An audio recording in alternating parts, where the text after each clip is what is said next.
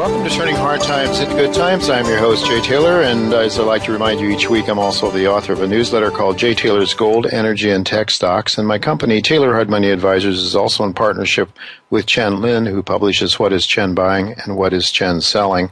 You do need to put your name on a waiting list to sign up for Chen's letter, and the first couple of weeks of the new quarter, he will be accepting new subscribers. You can subscribe to my letter anytime, though.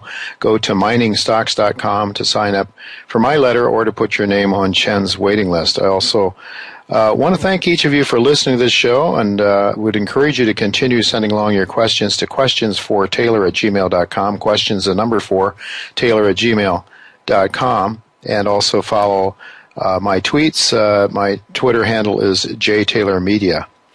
I also want to thank our sponsors for making the show economically viable. Our sponsors for today's show are Carlisle Gold, Oron Resources, Cornerstone Capital, and Calinex Mines. I've titled today's show Richard Maybury on Self-Protection from Growing Wars and Inflation.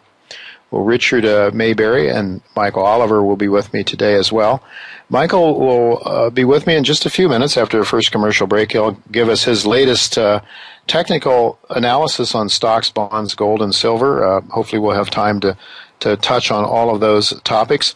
Then at about 1:30, Richard Maybury will be with me to discuss such issues that he's recently discussed in his newsletter as gold versus the dollar panic, the growing chaos in the Middle East and around the world, understanding the Middle East conflict, and some ways to not only defend yourself against rising violence here in the United States, but also to prosper from rising violence and conflict around the world. Richard will have some ideas that will touch on those topics. And then one of the topics that he wanted to talk about today, and I'm really very agreeable to it because it's an issue I have some difficulty with, having been brought up in a Mennonite household, and that is the morality of buying defense stocks. Richard has some very interesting things to say about that, and we'll ask him when he comes on the show. Time permitting, other topics I'd like to really talk to Richard about is Beijing preparing for nuclear war? Is a draft coming our way? Also, Richard has some ideas on coping with Obamacare. He also came out with a really interesting story about a company that he thinks could profit from the drought in the West, in California, in the western part of our country. And a new type of city for your protection is heading your way. Richard goes back and thinks forward in terms of how society may form itself in little conclaves to protect itself going forward in the future. Always lots of exciting and interesting things to talk to Richard about. We never have enough time, which is why I would suggest that you go to richardmaybury.com, take out a subscription to his very reasonably priced newsletter, and I think that you'll find him to be very insightful and very worth the read and the time and the money that you spend for a subscription. Before we get to Michael Oliver and then later Richard Maybury, I want to talk to you a little bit about the financial markets from my non-technical perspective. It's Richard. Michael Oliver is not only a technical analyst, which is why I like to have him on. Since I am not a technical analyst, I really enjoy Michael's work, but I find it to be very accurate. I found it to be very accurate, and I'm finding him also, he's with his credentials, coming with background at E.F. Hutton many years ago, and a client of his not too long ago, Wachovia. He has a very unique way of looking at things. He's, from his structure and momentum models that he uses, I find them very helpful on a day-to-day basis, a week-to-week basis, to sort of have a sense of where you're at and where you're headed in the various important markets. Michael thinks very logically, too. It's not as if he's just a technical analyst and doesn't look at fundamentals. He certainly does. He is a free market thinker as much as anybody.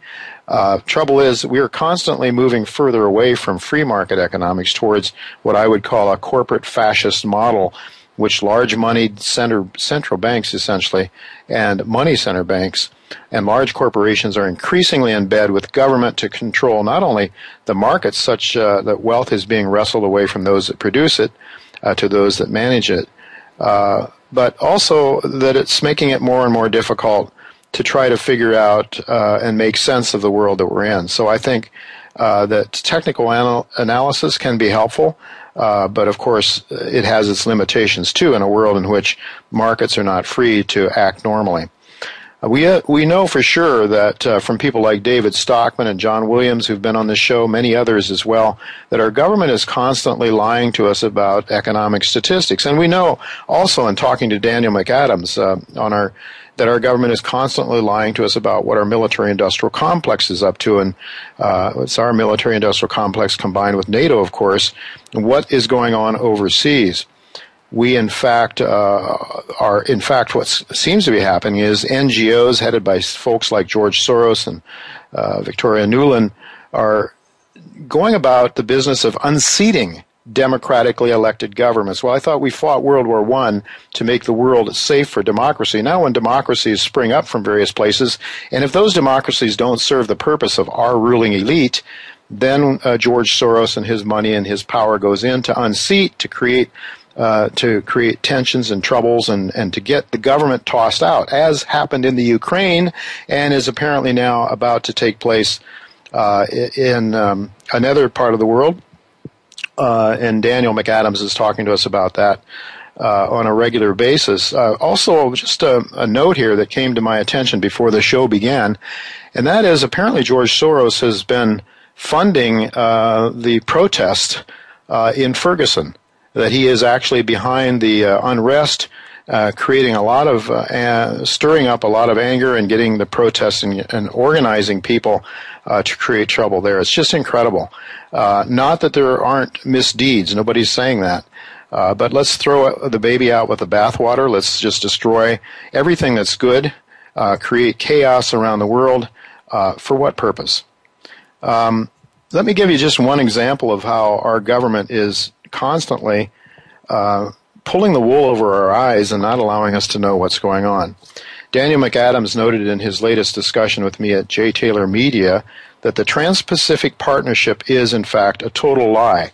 It pretends to be all about free trade, but nothing could be further from the truth. What it does is causes the countries who sign on to the Trans-Pacific, the TPP, the Trans-Pacific Partnership, it causes them to give up their sovereignty to a court system that is really run by all 16 countries or so that are signatories to the TPP. And as Ron Paul recently noted, if the Trans-Pacific Partnership was really about free trade, all it would really need to do is just take away the tariffs. Then you would really have free trade. Why all of this secretness? And it's just incredible. The Trans-Pacific Partnership and how, to what extent, the powers that be are going out of their way to keep us from understanding what's really going on and what's in the Trans-Pacific Partnership. It's nothing short of shocking and scandalous in my view. Here's what I understand is going on. No senators are allowed to talk about what is in the TPP. No senators are allowed to go in and take notes and bring those notes out of the locked room where the document, the Trans-Pacific Partnership Agreement, is contained. They're not allowed to take in any of their of their assistants, the people that work with them. So they're allowed to go in and read it, but they're not allowed to talk about it, and they're not allowed to let you and I know what's in it. Staff assistants can't go in and read it. Of course, they can't take photographs of it. They can't allow us to know what's going on.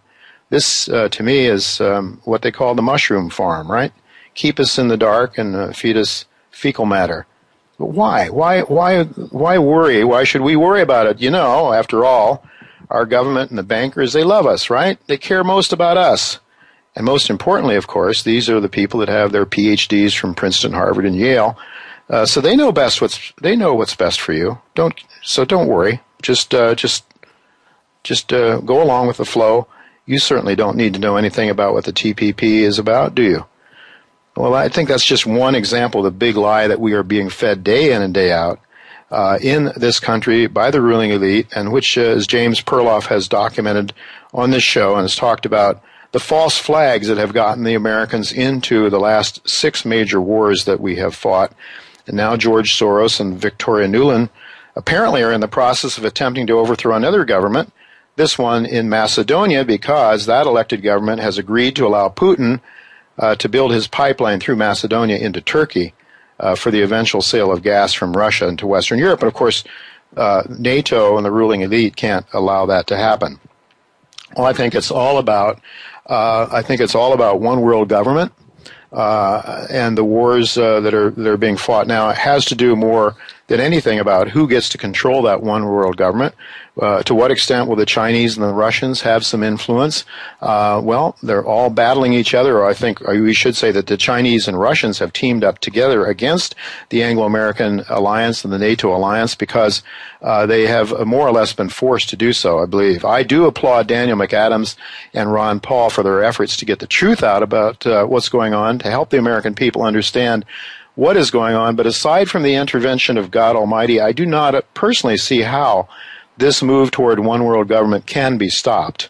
And virtually all the freedoms and liberty won for us by kicking the evil King of England out of the colonies, I think are very much in the process of being lost. Well, given that fateful view of the world, I wanted to have Richard Maybury come on with us. Richard may not share my dim view of the future with me exactly, but he does see some horrendous troubles ahead, and I think he has some very good advice as to how to protect oneself against those financial storms and civil disorders that are likely to lie ahead.